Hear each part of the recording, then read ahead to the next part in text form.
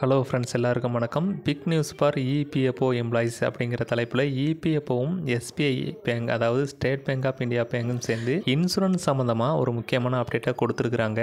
EPFO SBI பேங்கோடு சேர்ந்து அப்படி என்ன இன்சூரன்ஸ் சம்மந்தமாக அப்டேட்டை கொடுத்துருக்குறாங்க அப்படிங்கிற விஷயத்தை தெரிஞ்சுக்கிறதுக்கு முன்னாடி நம்மளோட சேனலை மறக்காமல் சப்ஸ்கிரைப் பண்ணிவிட்டு கூடவே வர்ற பெல் ஐக்கானையும் கிளிக் பண்ணி வச்சுக்கோங்க. அப்போ தான் நம்ம போடுற லேட்டஸ்டான அப்டேட் எல்லாத்தையும் நீங்கள் ஈஸியாக தெரிஞ்சுக்க முடியும். இபிஎஃப்ஓ ஸ்டேட் பேங்க் ஆஃப் இந்தியாவோட சேர்ந்து இன்சூரன்ஸ் சம்மந்தமாக ஒரு புரிந்துணர்வு ஒப்பந்தத்தை செஞ்சிருக்கிறாங்க.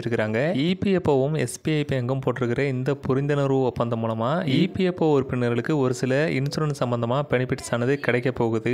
இபிஎஃப்ஓவும் ஸ்டேட் பேங்கும் போட்டிருக்கிற இந்த புரிந்துணர்வு ஒப்பந்தத்தில் கிடைக்கக்கூடிய பெனிஃபிட்ஸ் உங்களுக்கு வேணும்னு நினைச்சீங்கன்னா நீங்க ஒரு இபிஎஃப்ஓ எம்ப்ளாயா இருக்கணும். அது மட்டும் இல்லாம உங்களோட சம்பள கணக்கு அப்படிங்கிறது ஸ்டேட் பேங்க் ஆஃப் இந்தியாவோட லிங்க் ஆயிருக்கணும். அப்படி இருக்கிற பட்சத்தில் இபிஎஃப்ஓவும் ஸ்டேட் பேங்கும் சேர்ந்து கொடுக்குற இந்த பெனிஃபிட்ஸ் எல்லாம் நீங்க பயன்படுத்திக்க முடியும். முக்கியமான விஷயம், இது இன்சூரன்ஸ் சம்பந்தமான பெனிஃபிட்ஸ் தான். அதனால இபிஎஃப்ஓ உறுப்பினர் எதிர்பாராத விதமாக ஏதாவது இருந்துட்டாங்கன்னா இது அவங்களோட குடும்பத்துக்கு பெரிய நன்மையை கொடுக்கும் அப்படின்னு சொல்லலாம். இதில் 4 முக்கியமான அறிவிப்பை அவங்க கொடுத்துருக்குறாங்க. அது என்னென்ன அப்படிங்கிறத ஒன்று பார்த்துடலாம். இதில் ஃபர்ஸ்ட் விஷயம் என்னென்னு பார்த்தீங்கன்னா, அதாவது விபத்து காப்பீடு. ஒரு இபிஎஃப்ஓ உறுப்பினர் ஏதாவது விபத்து ஏற்பட்டு இருந்துட்டாங்கன்னா அந்த இபிஎஃப்ஓ ஊழியரோட குடும்பத்துக்கு 1 கோடி ரூபாய் இன்சூரன்ஸ் அமௌண்ட்டாக கொடுக்கப்படும் அப்படிங்கிற மாதிரி சொல்லியிருக்கிறாங்க. இதில் 2வது அறிவிப்பாக அவங்க கொடுத்துருக்கிற விஷயம் இதுதான். அதாவது ஒரு இபிஎஃப்ஓ உறுப்பினர் விமானத்தில் பயணம் பண்ணும்போது அவர் இறக்க நேரிட்டால் அப்படி உயிரிழந்த அந்த இபிஎஃப்ஓ உறுப்பினர் குடும்பத்துக்கு 1,60,00,000 ரூபாய் வரைக்கும் இந்த விபத்துக்கான காப்பீடு அப்படிங்கிறது கொடுக்கப்படும் அப்படிங்கிற மாதிரி அறிவிப்பானது கொடுத்துருக்குறாங்க. இந்த அறிவிப்பில் அடுத்ததாக சொல்லியிருக்கிற விஷயம் இதுதான். அதாவது ஒரு இபிஎஃப் உறுப்பினர் நேச்சுரலாக இறந்துட்டார்னா,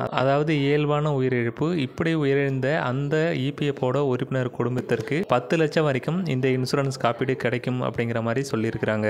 இந்த இன்சூரன்ஸ் சம்பந்தமாக இன்னொரு முக்கியமான விஷயத்தையும் இந்த அப்டேட்டில் கொடுத்துருக்குறாங்க. அது என்னன்னா, எஸ்பிஐயோட ரூபே டெபிட் கார்டு பயன்படுத்துறவங்களுக்கு கூடுதலாக 1 கோடி இழப்பு காப்பீடு அப்படிங்கிறது கொடுக்கப்படும் அப்படிங்கிற மாதிரி அறிவிச்சிருக்கிறாங்க. ஏற்கனவே நம்ம ஃபர்ஸ்ட் பார்த்தோம், அதாவது இந்த விபத்து காப்பீடு அப்படிங்கிறது 1 கோடி கிடைக்கும் அப்படிங்கிற மாதிரி. இதில் அந்த இபிஎஃப் உறுப்பினர் எஸ்பிஐயோட ரூபே கார்டும் பயன்படுத்துறாருன்னா, அப்படி பயன்படுத்துறவராக இருந்து அவர் ஏதாவது விபத்துனால இறந்துட்டாருன்னா அந்த குடும்பத்துக்கு இன்னும் கூடுதலாக 1 கோடி கிடைக்கும். அதாவது 2 கோடி ரூபாய் வரைக்கும் இந்த இன்சூரன்ஸ் அப்படிங்கிறது கிடைக்கும் அப்படிங்கிற மாதிரி சொல்லியிருக்கிறாங்க.